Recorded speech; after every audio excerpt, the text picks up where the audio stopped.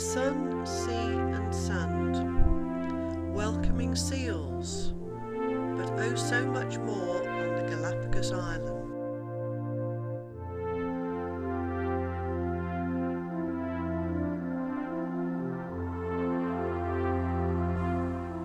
This is the land of Charles Darwin's finches, magnificent frigate birds, boobies and giant tortoises.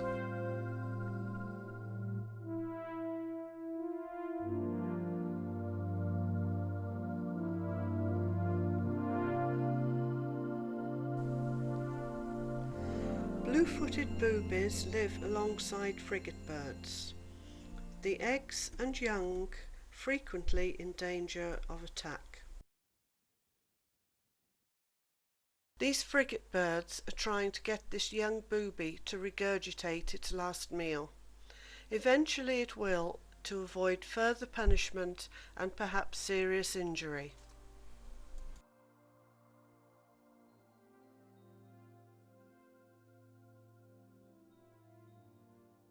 The Galapagos Islands are also famous for their iguanas.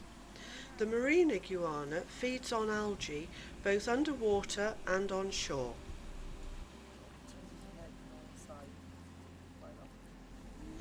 Any excess salt taken in from the water can be removed by a special gland connected to the nostrils. Albatrosses are one of the most endangered birds in the world. They mate for life.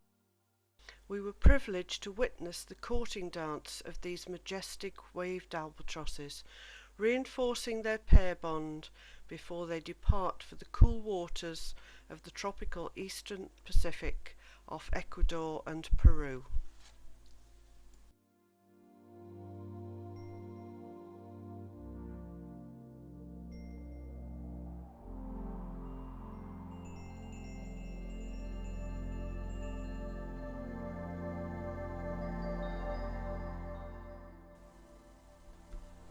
By May they will already have returned, mated and laid just one egg. It will be several months before their plump, fuzzy-looking chick is ready to fly, and 4 to 5 years before it reaches maturity and returns to Hispaniola to breed.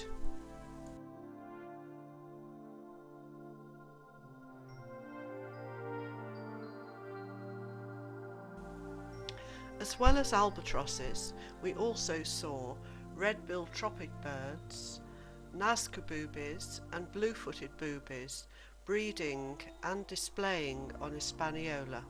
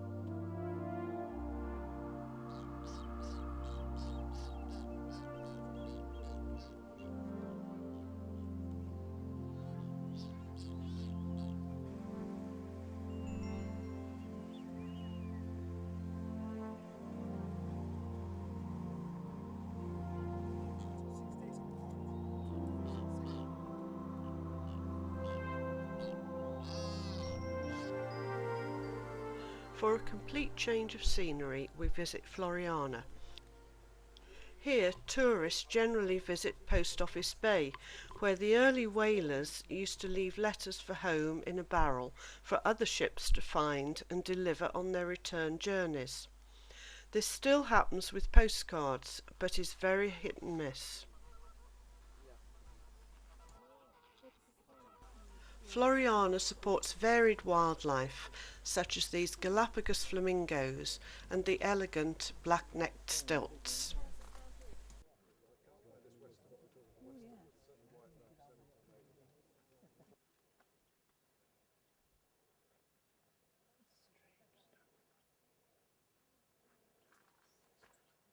On Santa Cruz, we were fortunate enough to see this lovely vermilion flycatcher.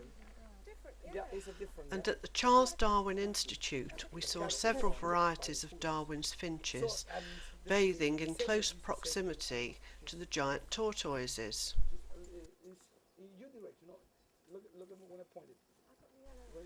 Giant tortoises are vegetarians and spend most of their day actively eating. They need to, as they have poor digestive systems and their food passes straight through.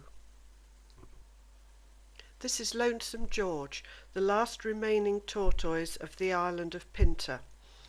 He's been residing at the Institute for many years, but attempts to find him a suitable mate have so far failed miserably.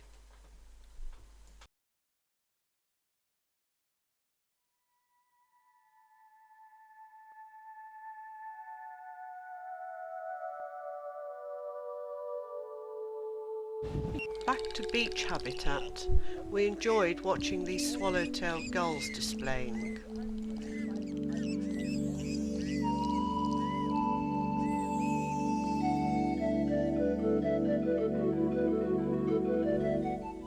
It also gave us another opportunity to see more of Darwin's finches, such as the cactus and large ground finch.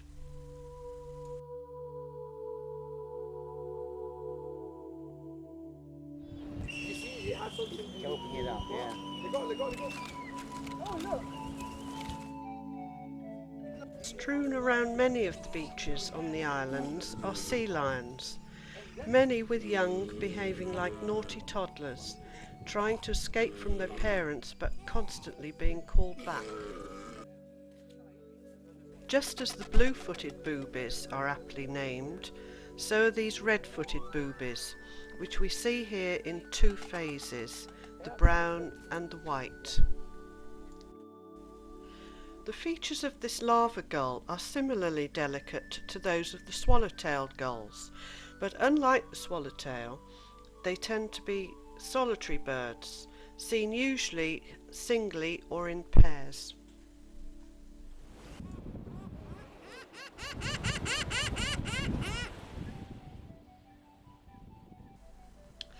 There are 29 species of cormorant in the world, but only one flightless, and that is only found here on Galapagos.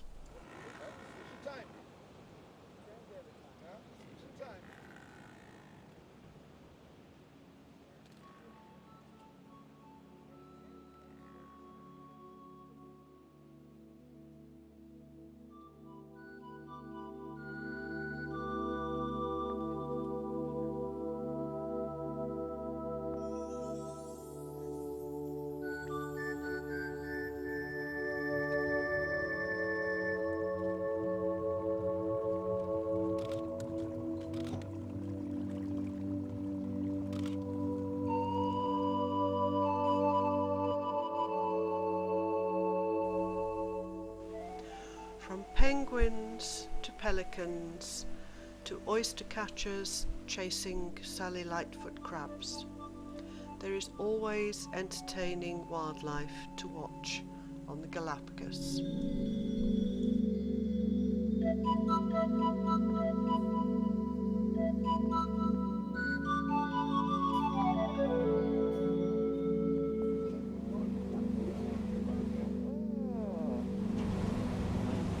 We watched dolphins from the boat and came ashore for the fur seals.